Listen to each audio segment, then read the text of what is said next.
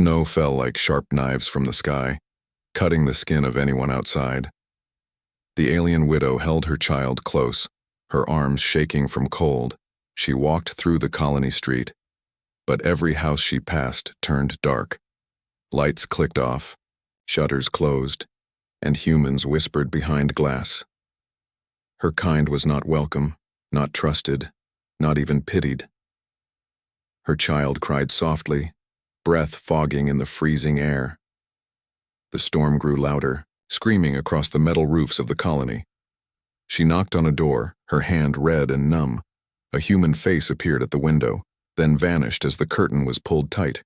The door stayed shut. The light inside went dark. She moved to the next house, knocking harder, begging in broken words. "My child, please, only for the night," she whispered. But the sound of locks sliding into place was her answer. Her people had lost the war years ago, their rights taken, their homes destroyed now. Even her husband was gone, buried under ice on a scouting mission. She was alone, a widow, carrying her child, hated for what she was. The colony loudspeakers crackled to life. "All citizens remain indoors. Storm at danger level 3. Repeat. Danger level 3. The warning echoed through the empty street, but no one came out. The storm would only grow stronger, the temperature falling by the minute. If she stayed outside much longer, she and her child would freeze. But still, no door opened. Her knees buckled, the child slipping in her arms. She tried to cover him with her torn cloak, but the wind tore it away. The boy's lips were blue, his small body shaking without control. She pressed her forehead to his, whispering a promise she did not believe. "I will find us shelter," she said. Though her heart was heavy, she staggered down the narrow lane, her eyes stinging from wind and tears. Every step was slower, heavier, as if the snow itself pulled her down. At the last row of old houses, she reached the final door. Her hand trembled as she raised it, weakly tapping against the wood. No answer, only the howl of the storm. She tapped again, then leaned her head against the door, too tired to cry. Inside the small cabin, a human man sat by a fire, listening. He had heard the knocking at other houses, the whispers on the radio. "They're dangerous, do not trust them," the voices had said. "Let the storm take them, better that way." He stared at the flames, torn between fear and something deeper. He remembered his own wife's face, lost in a mining accident. Years ago he remembered standing in the cold, no hand reaching to help him. Now he heard the weak knock on his own door, slow and fading. He knew if he ignored it, silence would soon follow. Silence of death. The widow sank to her knees outside, clutching her child tight. Snow piled on their shoulders, their bodies nearly buried. Her breath came shallow, her eyes closing. She no longer had the strength to move. The boy's tiny fingers slipped from her grip, and then, with a groan of old hinges, the door opened. A shadow stood in the warm light, tall and human. The man's eyes narrowed as he looked at her. The storm roared behind her, pushing icy air into the cabin. He could close the door, walk away, and no one would judge him. But instead he reached down, lifting the child from her arms. The widow gasped, trying to rise, but her legs gave way. The man caught her too, pulling both inside. The door shut with a heavy thud, blocking out the storm. Warmth washed over her frozen skin, the fire glowing in the corner. The child stirred in the man's arms, coughing weakly. The widow tried to speak, her voice cracking like ice. Why help us?" she asked. The man did not answer at once. He laid the child on a blanket near the fire, then handed the widow a cup of hot water. His face was hard, but his eyes held something else. Not pity, not trust, but memory. "Because no one opened the door for me," he said quietly. And in that moment, the widow understood she was not only fighting the storm outside, she was standing at the beginning of something greater, something dangerous. The door had opened, but doors never opened without cost. The cabin was small, built from old steel sheets and wooden panels. The fire cracked in the corner, shadows dancing across the rough walls. The alien widow sat close to the flames, clutching her child who coughed in his sleep. Her eyes kept drifting toward the human man who had saved them. He moved without speaking, adding wood to the fire, pouring water into a pot. Every sound was louder because of the silence between them.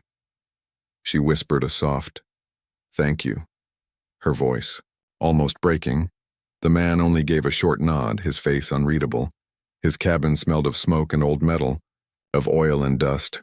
On the shelves were tools, wires, and weapons half finished. He was a man who lived alone, with no one to wait for him. Now strangers sat in his home. The child stirred and opened his eyes. The widow kissed his forehead, whispering gentle words in her own tongue. The man watched her carefully, as if weighing every move. Finally, he spoke, his voice low and steady. "You should not be here," he said. His words were not cruel, but heavy with truth. The widow's heart tightened. "I know," she answered, "but no one else would. Open the door." Her hand shook as she held the boy closer. She feared that at any moment he would order them back into the storm, but instead, the man looked away, his jaw tight. "The colony does not forgive kindness," he muttered. From the radio on the shelf, a burst of static broke the air. A cold voice came through, sharp and commanding. "Unit 7, report your status. Storm level rising. Outsiders must be contained." The man turned the dial quickly, shutting it off before more could be heard. The widow stared at him with wide eyes. "They know," she whispered. "They always know," he said, his tone bitter. The wind howled outside, beating against the walls like a drum. The storm was growing worse, yet something about it felt unnatural. The man poured steaming broth into 2 cups and slid one toward her. "Drink," he said, not looking at her. Her fingers trembled as she lifted it. The warmth spread through her body like a small flame. Still, her fear did not fade. Humans did not help her kind, not after the war. Every story she had heard told her this man should have locked his door, so why did he not? She wanted to ask again, but she saw the shadows in his eyes. This man was carrying his own ghosts. The child coughed again, a rough sound tearing from his chest. The man frowned, pulling a small tin box from a drawer. He opened it, revealing medicine wrapped in paper. Without a word, he mixed the powder into water and handed it to her. "Give him this, it will help," he said. The widow froze, staring at the medicine. "Why do you trust me?" she asked. His answer came quickly, firm. "I don't." Silence filled the room again. Only the storm outside gave voice, whistling through the cracks. The man sat back, sharpening a knife slowly, the edge flashing in firelight. The widow felt, her chest tighten with unease. He had saved her, yes, but she knew the danger was not over. What if tomorrow the colony guards came to his door? What if he changed his mind when the pressure grew too heavy? The fire dimmed slightly and he added another log. His voice broke the silence once more. "They will call me a traitor if they find you here," he said. "They will send soldiers, maybe worse." The widow's eyes filled with tears, but she did not beg. "I will leave if you want me to," she whispered. He studied her face for a long moment, then shook his head. "Not tonight. The storm would kill you before dawn." The boy coughed again, curling into his mother's arms. She rocked him gently, humming a lullaby in a language the man did not know. It was soft, broken, but full of love. The man listened quietly, his hand pausing over the knife. For a brief second, his hard face softened as if some old memory returned. But it passed quickly, and his eyes turned cold again. From outside came a sound, sharp and unnatural, not the wind, not the storm, but something else moving through the snow. Both of them froze, listening. The boy stirred but did not wake. The widow's heart pounded, and she looked at the man with fear. He rose slowly, picking up a rifle from beside the door. His expression was hard, his voice a whisper. "Stay with the boy," he said. She grabbed his sleeve, whispering, "What is it?" He pulled free, his eyes fixed on the door. "I don't know," he answered. And for the first time since she entered, the widow saw real fear in his face. The storm was deadly, The humans were cruel. But now, something else moved in the night, something waiting outside the cabin walls. And the widow began to wonder if the man had opened his door for her, or if he had opened it to danger neither of them yet understood. The night did not rest. The storm outside grew stronger, shaking the cabin walls as if giants walked in the blizzard. Snow struck the windows like fists, and the wind howled with a voice that almost sounded alive.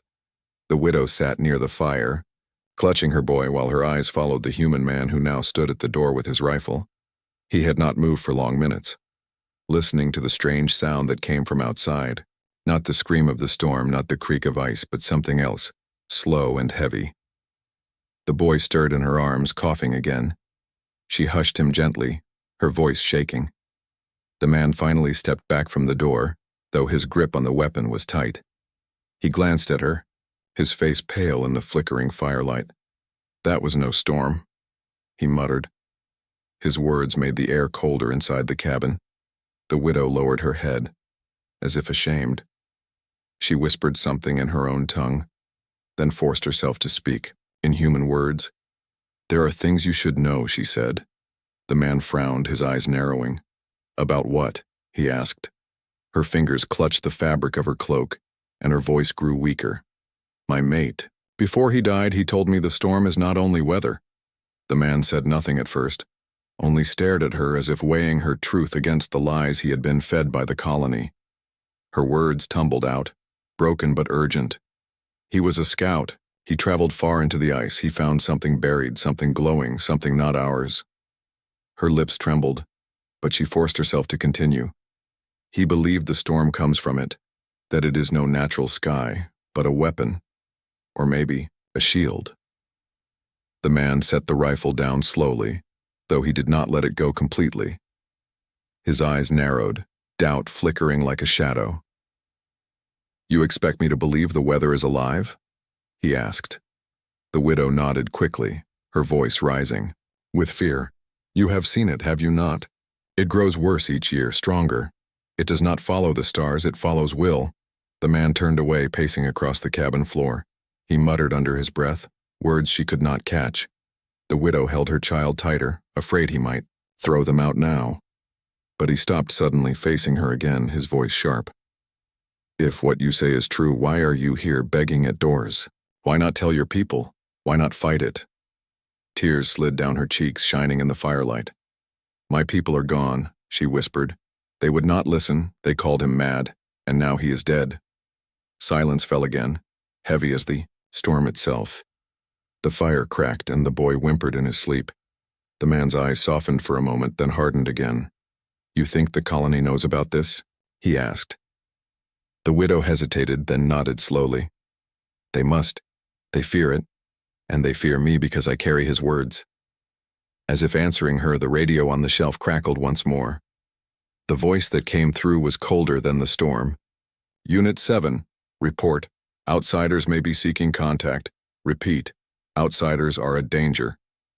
The man turned the dial with shaking hands, shutting it off, his jaw clenched, and for the first time, he looked not only cautious but angry. "They know more than they tell," he said bitterly.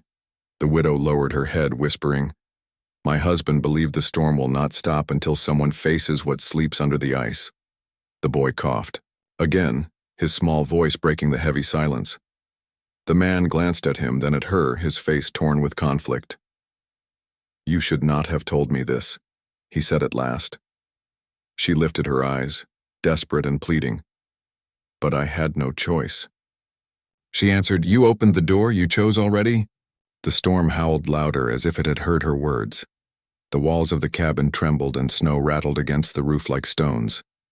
The man grabbed more wood for the fire, though his hands shook. He looked at the widow again, his voice hard but lower. "If what you say is true, the storm is not only our enemy, it is our jailer." She nodded, whispering, "Yes, and the jailer waits for us to break." For long moments neither spoke. Only the sound of the storm filled the cabin, deeper, almost like a growl. The widow thought of her husband, of the promise he had made before leaving. He had said he would return with proof, but only his frozen body had returned. Now his secret lived in her words, carried to the one human foolish enough to open his door. The man stared into the fire, his face caught between fear and defiance. "I saved you because no one saved me," he said at last. "But now it seems I have invited more than just strangers into my home."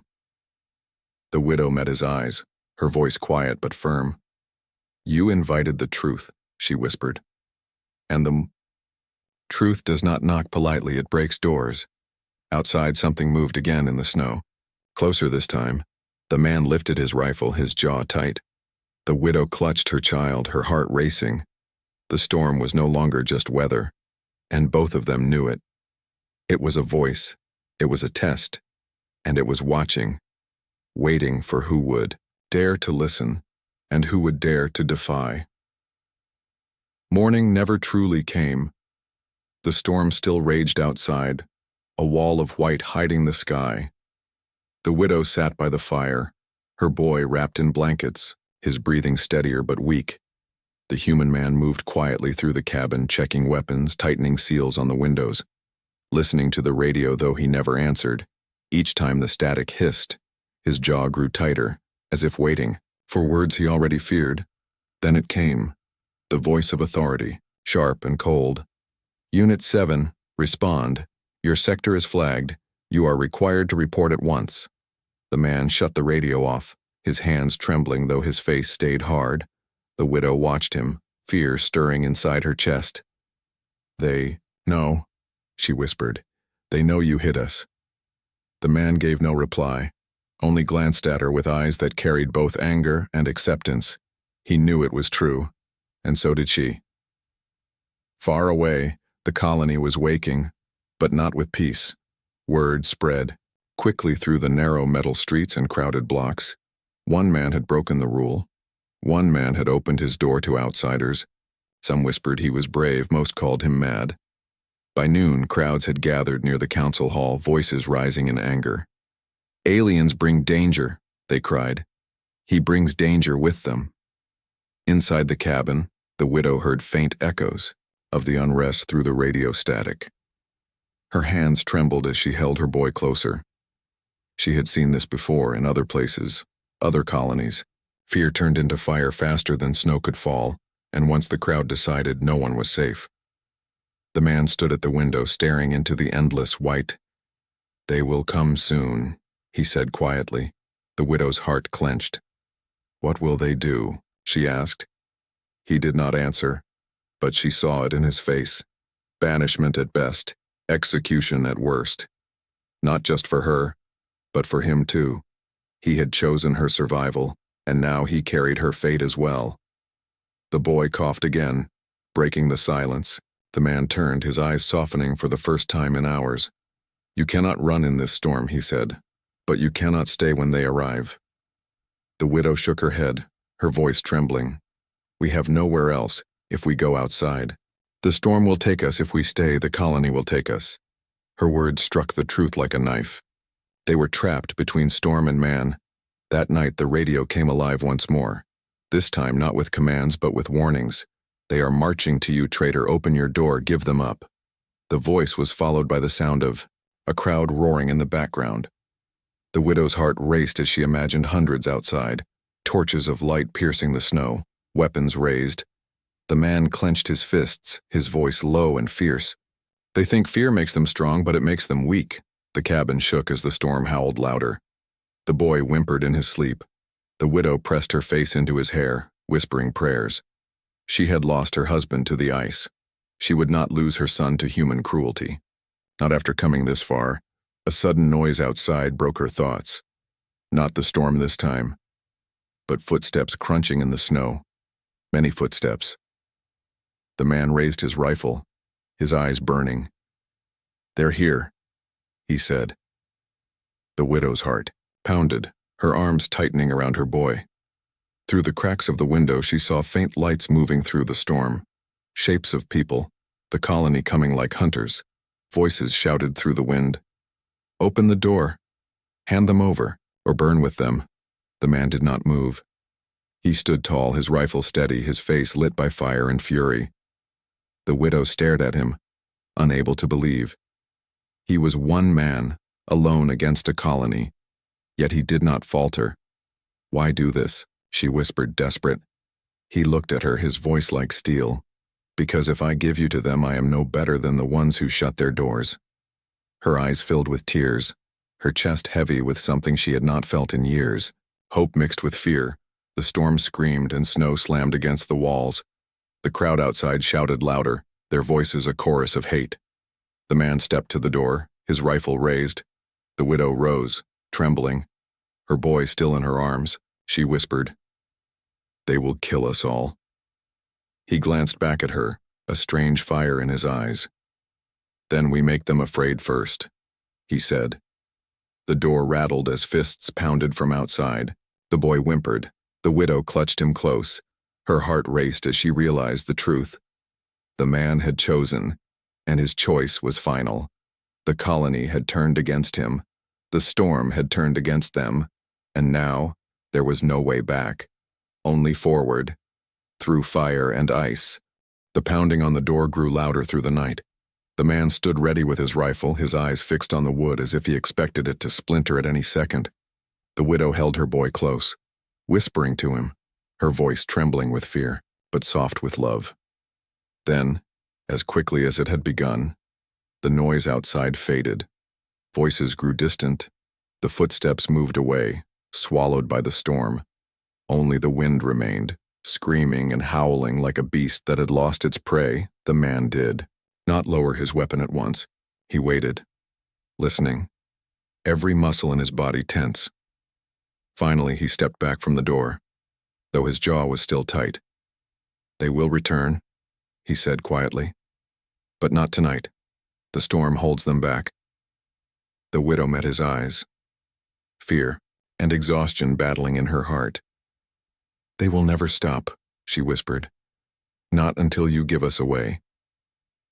The man said nothing, but she could see the truth in his silence. When morning came, the storm still raged but weaker. The world outside was a white desert, endless and empty. The man prepared supplies, stuffing food, flares, and rope into a pack. The widow frowned, clutching her boy tightly. "Where are you going?" she asked. He looked at her, his face grim. "You told me about your husband, about what he found under the ice." Her eyes widened, her breath catching in her throat. "You believe me now?" she asked. The man's jaw tightened. "I don't believe anyone, but I need to see it with my own eyes." The widow's heart raced, memories flooding back. Her husband's voice, his frozen body, his warning about the storm's heart. She shook her head, fear clawing inside her. "It is too dangerous," she whispered. "It killed him, it will kill us too." But the man did not waver, his voice like steel. "If it killed him, then I need to know why. If it controls the storm, then it holds power. Power the colony fears, power they hide." She knew he was right, though terror gripped her. If her husband's death meant anything, it was a message.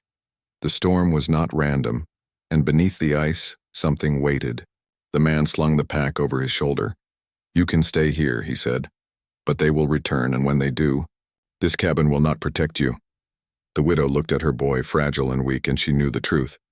The cabin was no longer a shelter. It was a cage. She rose slowly, nodding. "Then we go together," she whispered. The man frowned, glancing at the child in her arms. "The boy cannot survive the cold," he said. The widow held him tighter, her eyes fierce. "Then I will carry him until my body breaks," she said. The man saw the fire in her, and for a moment, respect flickered across his face. "Then we move before the storm rises again," he said. They left the cabin as the wind clawed at their faces. The snow crunched under their boots, the world nothing but white and shadow. The man led the way, his rifle across his back, his eyes scanning the horizon. The widow followed, clutching her boy close, every step a battle against the cold. The storm whispered around them, its voice strange, almost like words hidden in the wind. The widow shivered, not only from the cold. "It speaks," she whispered. The storm speaks. The man glanced at her, his eyes narrowing. Then we will make it answer, he said. Hours passed as they crossed the frozen wasteland, their bodies bent against the storm, their breath short and ragged. At last the man stopped, raising a hand. Through the snow a faint glow pulsed beneath the ice, like the heart of some giant creature buried deep below.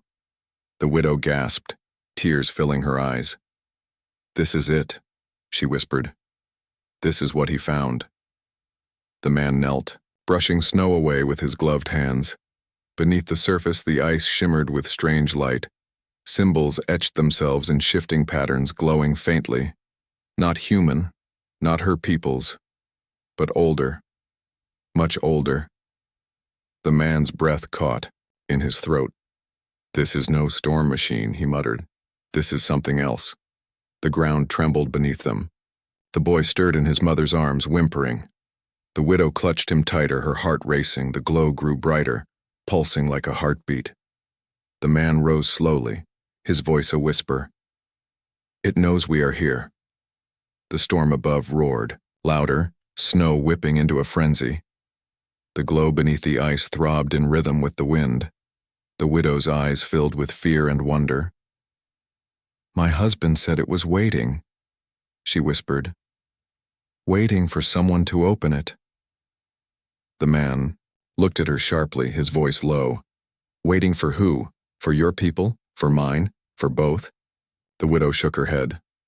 "I don't know," she said. But he believed it was a test. The man frowned, his mind racing. A test meant for what? For survival? For power? For mercy? The storm screamed again, as if mocking them, daring them. To move closer, the man gripped his rifle, his eyes locked on the glowing ice. He felt no choice left, no way back. He whispered to himself, though the widow heard.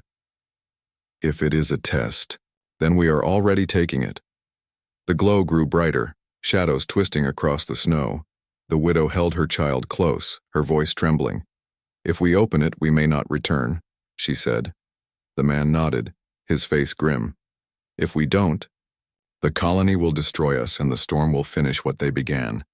Together they stepped closer, the storm screaming around them, and beneath the ice something stirred, awake at last. The glow under the ice pulsed brighter with every step they took. The man's boots cracked through the thin frost, the light shimmering beneath his feet. The widow held her boy close, her breath short, her eyes wide with fear and awe. The storm above screamed louder, as if the sky itself wanted to bury them before they reached the truth. The man knelt, pressing his hand against the frozen surface. The warmth surprised him.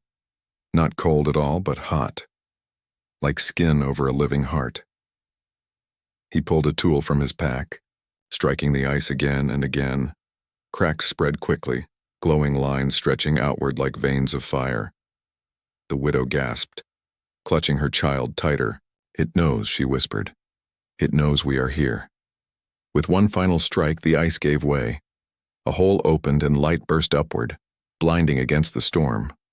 Beneath them yawned a tunnel, descending into a glowing abyss. The man leaned over, his eyes narrowing. "It's hollow," he muttered. "Something waits below." The widow shook her head, trembling.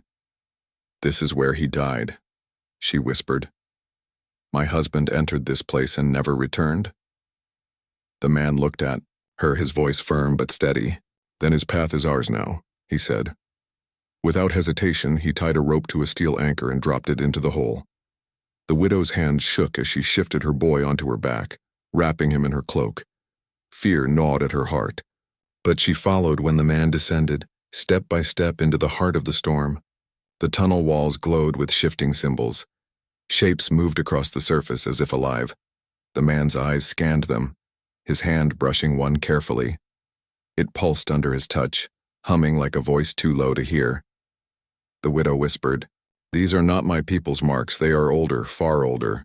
The man grunted, his jaw tight. "Older than both our kinds," he said.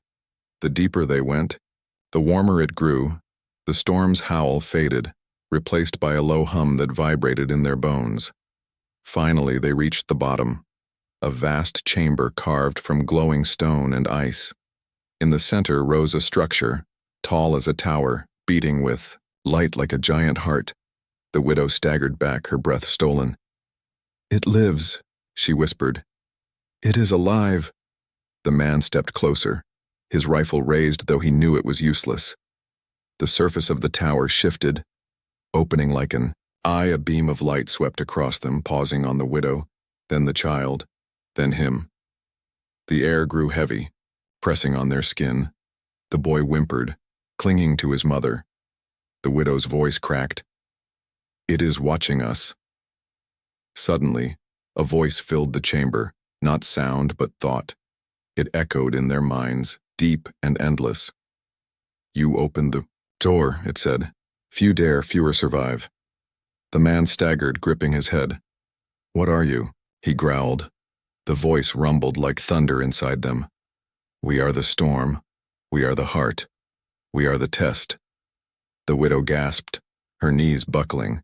"My husband." "He was right," she whispered. "It is not weather, it is judgment." The boy cried softly, and the voice grew louder. "One opened his door, one gave shelter, one showed compassion, so you stand here now." The man froze, realizing its meaning. "It knows," he whispered. "It knows what I did." The tower pulsed brighter, and the storm above roared in answer. The widow clutched her boy, her voice trembling. "What do you want from us?" she asked. The answer came like fire in their veins. "To choose," it said, "to stand together or fall alone." The man's eyes narrowed, his voice steady though his heart raced. "This storm, this machine, you created it to test us," he said. The voice thrummed. "Those who close doors fail, those who open them endure." The widow's tears fell, her chest aching. All of this, the war, the loss, it was always leading here. She whispered. The chamber shook, the walls trembling with power, the light flared, casting long shadows. The man gritted his teeth, stepping closer to the tower. "Then what happens if we pass?" he demanded. The voice rumbled. "Then, you are given what was denied: strength, knowledge, survival." The widow stepped forward too, her child clinging to her neck. "And if we fail?" she asked. The voice grew cold as ice. "Then the storm will bury your kind, and the colony will vanish into silence." For a moment, silence returned, broken only by the hum of the living tower. The man and widow looked at each other. Enemies, by blood, survivors by chance, their fates now tied by a choice larger than both. The widow whispered, her eyes burning with fear and hope. "We cannot do this alone." The man nodded, his grip tightening on his rifle. "Then we do it together," he said. The tower pulsed again, brighter than before. The storm above screamed, the ground shaking under their feet. The test had begun, and there was no turning back. In the heart of the storm, a door had opened, and what waited beyond would decide not only their survival, but the survival of every soul in the colony above. The chamber shook like the heart of a giant. Light poured from the tower in blinding waves, filling every corner of the vast cavern. The man shielded his eyes, his rifle clutched tight though he knew bullets meant nothing here. The widow held her boy close, her body trembling yet unbroken. Above them the storm roared, every gust of wind tied to the pulse of the machine beneath. The ice. The voice filled their minds again, heavy and endless. "The storm tests, the storm judges. The storm remembers," it said. The man stepped forward, his boots crunching on glowing stone. His voice was steady though his chest burned with fear. "You want us to prove ourselves," he said. "Then tell us how." The answer came like thunder. "Show what cannot be taken, show what cannot be broken." The widow's heart raced, her tears freezing on her cheeks. Her husband's face flashed in her memory, his voice, his sacrifice.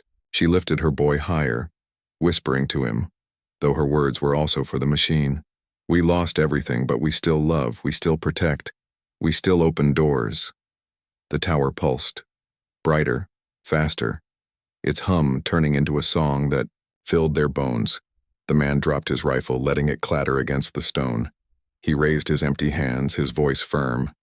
My kind fears, my kind hates, but I chose different, he said. I opened my door. Not because of orders, not because of law, but because it was right. The light wrapped around him like fire. The widow gasped as the glow spread to her, then to the boy. The voice rumbled. One human opened, one widow endured. One child carried the blood of the fallen. The storm above screamed, snow bursting in violent waves. The colony far above trembled, walls shaking as lights flickered, men and women huddled in fear, unaware of the choice being made beneath their feet. The tower split open, revealing a core of pure light. Inside swirled images, thousands of them. Worlds destroyed, worlds saved, doors shut, doors opened. Every civilization tested, some erased, few rewarded. The widow staggered back, clutching her boy. So many before us, she whispered. So many who failed. The man clenched his fist, stepping closer. Then let us not fail, he said. The voice grew louder, shaking the chamber. You will not be given weapons. You will not be given soldiers. What you will carry is choice. The widow met the man's eyes. Enemies once, allies now. Her voice cracked, but her words were firm. Then we choose together. The man nodded slowly, his face lit by the glow of the ancient core. Together, he agreed. The tower released a surge of energy. Shooting upward through the cavern roof, the storm above twisted, howling like a wounded beast. The white clouds split open, revealing the dark sky beyond. Stars shining for the first time in years. In the colony, people cried out, falling to their knees. They had thought the storm eternal, yet now it broke. The widow felt warmth spread through her body, through her child. The boy opened his eyes fully, his breathing strong. The sickness gone. Tears streamed down her face, joy and disbelief mixing. It healed him, she whispered. It gave him back to me. The man turned to her, his eyes softer than they had ever been. It gave us all back something, he said quietly. The voice returned, quieter now, but still vast. You have passed the door, it said. You chose compassion over fear, unity over division. Human and alien stand not as enemies, but as one. The storm is ended. The test is complete. The chamber dimmed, the glow fading slowly until only silence remained. The man and widow stood together, the boy safe between them. The boy? Machine slept again, its duty finished, its judgment delivered, but its gift remained clear and eternal. When they returned to the colony, the people stared in silence. The storm had broken, the sky above free. The council stood trembling.